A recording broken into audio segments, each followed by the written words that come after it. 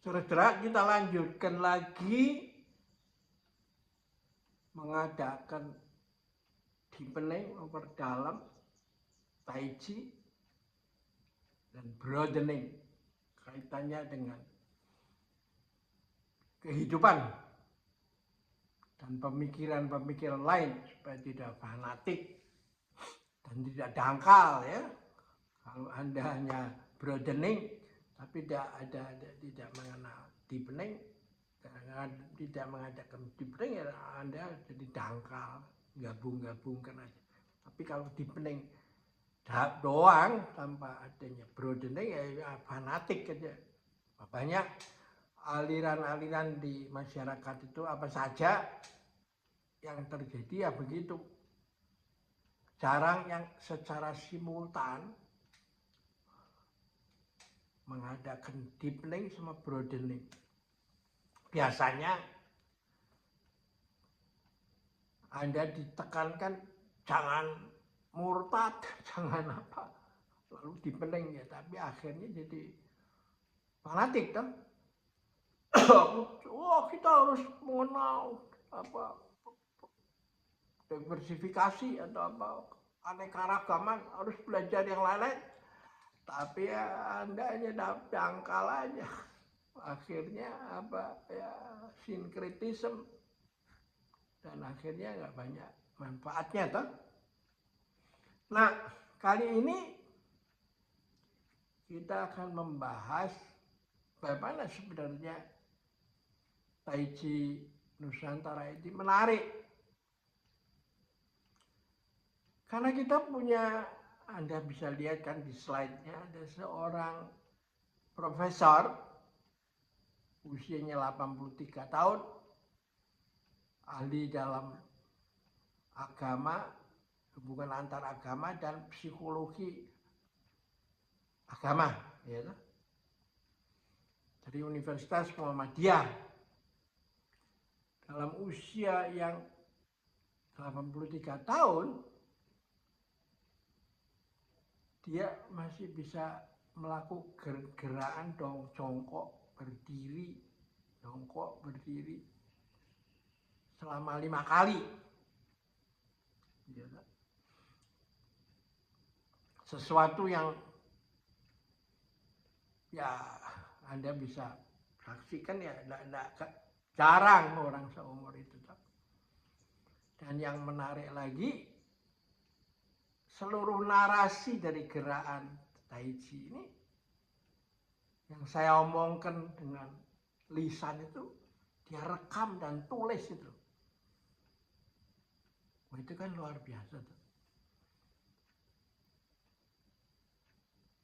Itu menunjukkan apa? Bahwa sikap hidup atau jalan hidup setiap hari satu langkah, meskipun perjalanan masih ribuan li, itu berlaku tidak tergantung pada usia itu. Ya. Buktinya Bu Alef ini, ya, Profesor Alef Terawasim, ya. Anda lihat di slide yang lalu. Nah, yang kedua, seorang profesor juga, 83 tahun juga, bisa jongkok berdiri. Ya, gerakan jongkok berdiri itu gerakannya paling puncak daripada latihan pernapasan dan peredaran darah itu dalam Tai Chi Nusantara. Karena pada saat Anda jongkok, itu napas Anda dikeluarkan, ya seperti ban dikempeskan gitu. Pada saat naik itu, udara dari luar itu otomatis seperti akordeon itu disedot itu ya. Nah, itu merupakan puncak dari latihan pernapasan dan peredaran darah itu. Dan itu bisa dilakukan. laksanakan itu. Ya. Ya, yang kedua ini Profesor Sri Lestari Angka. Dia ahli ilmu atau dosen ilmu perikanan air tawar itu, ya. Dia sudah menulis tentang kaitan antara Tai Chi dengan ilmu alam itu, ya. Bagaimana alam semesta itu sebenarnya tarian energi, hukum kekekalan tenaga itu. Jadi energi itu tidak bisa dihilangkan, tapi hanya bisa berubah bentuknya. Ya.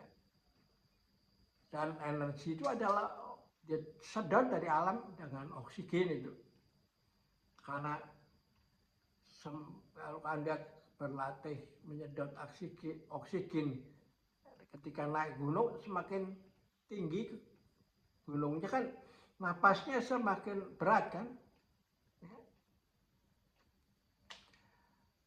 Dan karena itu padahal oksigen itu jumlahnya bukan tanpa batas ya. Kalau nggak salah 20% lah daripada seluruh udara. Jadi karena itu latihan Tai Chi adalah latihan menyedot energi itu, oksigen. Nah kalau oksigen yang di dalam air itu juga jumlahnya cuma 5% itu. Nah, karena itu ikan harus terus berenang itu. Karena paru-paru ikan nggak punya paru-paru kan, dia punya insang ini kan. Jadi sedot situ tuh. Karena itu ikan itu nggak pernah berhenti berenang terus. Kalau nggak berenang ya dia nggak bisa menyedot air lewat insang ya, nggak bisa napas ya. Jadi kalau disebut dalam bahasa Belanda itu sehat seperti ikan itu karena terus bergerak. Jadi memang hidup ini adalah terus bergerak itu. Ya. Kalau berhenti bergerak, mager, ya akhirnya ya sakit. Ya. Nah, Anda bisa lihat tulisan lengkapnya pada slide sebelumnya. Tuh. Saya menunjukkan bahwa Tai Chi Nusantara ini memang Tai Chi yang sudah diperluas dengan disiplin dari berbagai ilmu. Diperdalam tapi juga diperluas. Ya. Karena itu cocok untuk manusia di zaman modern ini. Mengapa? Karena kalau kita berpikir tentang bonus demografi, seolah-olah dianggap taken for granted itu ngurusin anak-anak muda. Padahal kalau yang tua itu orang tuanya sakit-sakitan dan menjadi beban, maka anaknya juga tidak bisa diam aja toh. Dan karena itu memang masalah bonus demografi itu harus digarap simultan orang tuanya dan anak itu sendiri. Nah, karena kalau kita mau jadikan ini suatu mata pelajaran elektif di perguruan tinggi, ya. Oke, kita akhiri di sini dulu. Sampai jumpa lagi.